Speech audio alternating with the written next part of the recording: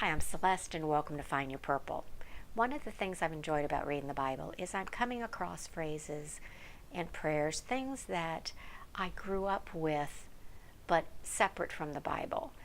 Not that they were trying to keep it separate, but I didn't understand the source or the relevance or the context of some of the phrases. And one of them I remember hearing, and I haven't heard it in years, is like manna from heaven. Now, I understood the term meant it was like getting money unexpectedly, something like that. But I didn't realize the source of it was in the book of Exodus.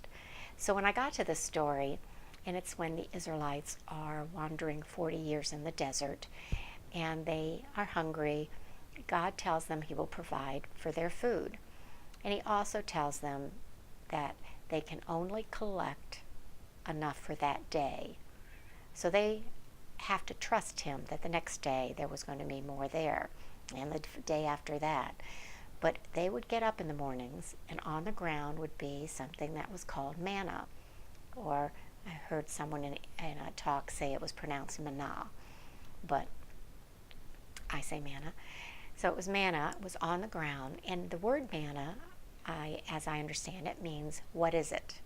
Which is kind of humorous to me.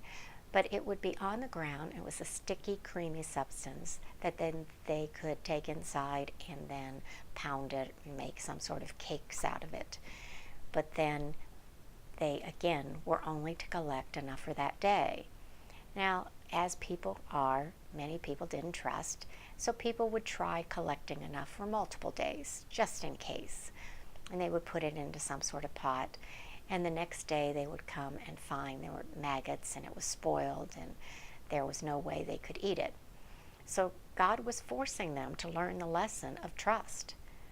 So they would have to go out every morning, collect the manna, use it that day, trust that the next morning it would be there again.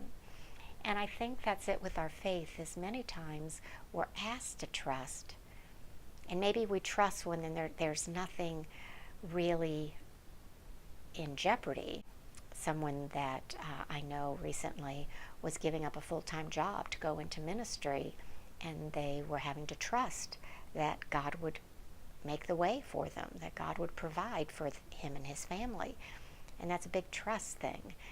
Now, I've got to learn to trust. I can trust until I have a real need to trust, and then I'd start collapsing. I think I might be the person that tests the manna to see, could I collect enough for a few days just in case. I think tithing is one of those things that requires trust. You read time after time, people have very little, and yet they trust that by giving their tithes, God will provide so they can pay their bills. So again, I think many of us need to work on our trust that God will provide, that He will do as He promised us. And it's not as easy as it might seem. Okay? As always, grab your cup of tea, sit back, and let's start sharing. Until next time, bye-bye.